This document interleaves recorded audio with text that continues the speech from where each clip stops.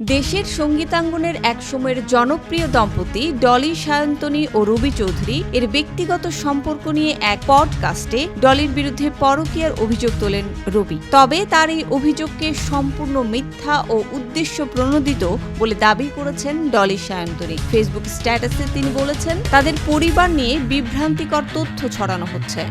সম্প্রতি এক পোস্টে কণ্ঠশিল্পী এবং বিসিবি পরিচালক আসিফ আকবর বলেছেন, ১৪০ কোটি ভারতীয়ের মধ্যে একজনও বাংলাদেশের দালাল নেই, অথচ ২০ কোটি বাংলাদেশের মধ্যে ৫ কোটি ভারতের দালাল। আসিফ আকবরের এই বক্তব্যটি এখন অনলাইনে ভাইরাল হচ্ছে।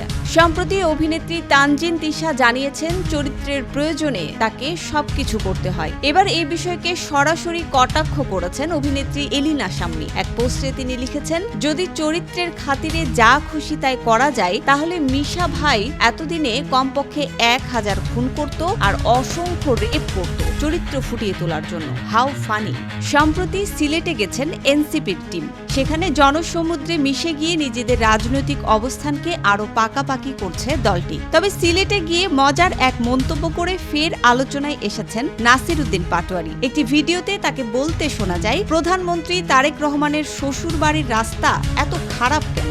অন্তর্বর্তী সরকারের সময় তাদেরকে আমরা মেইন স্ট্রিমে যেতে দেইনি।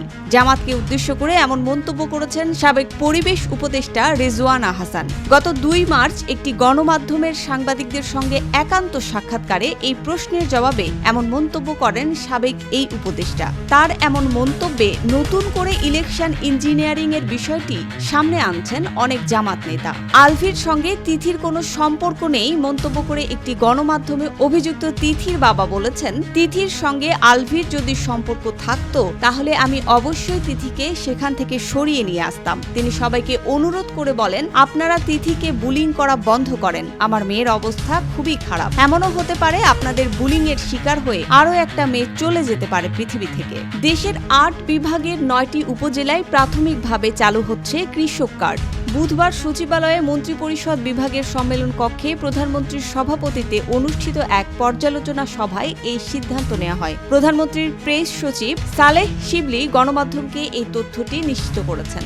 এবার বিদ্যুৎ ব্যবহারে সাশ্রয়ী হতে সচিবালয়ে নিজের কক্ষেরই অর্ধেক লাইট ও এসি কমিয়ে দিলেন প্রধানমন্ত্রী তারেক রহমান। একই সঙ্গে তিনি সকল মন্ত্রণালয় ও প্রতিষ্ঠানকে বিদ্যুৎ ব্যবহারে সাশ্রয়ী হওয়ার পরামর্শ দিয়েছেন। প্রধানমন্ত্রীর এই ব্যতিক্রমী উদ্যোগের পরে তার দফতরের সব কক্ষ থেকে সাথেই অর্ধেক লাইট বন্ধ এবং এসির মাত্রা কমানো হয়। আগামী ১৮ মার্চ থেকে ঈদ উল ফিতরের ছুটি শুরু হবে বলে জানিয়েছেন প্রাথমিক ও গণশিক্ষা প্রতিমন্ত্রী ববি হাজ্জাজ। বৃহস্পতিবার সচিবালয়ে মন্ত্রিসভা বৈঠক শেষে সাংবাদিকদের তিনি এই তথ্য জানান।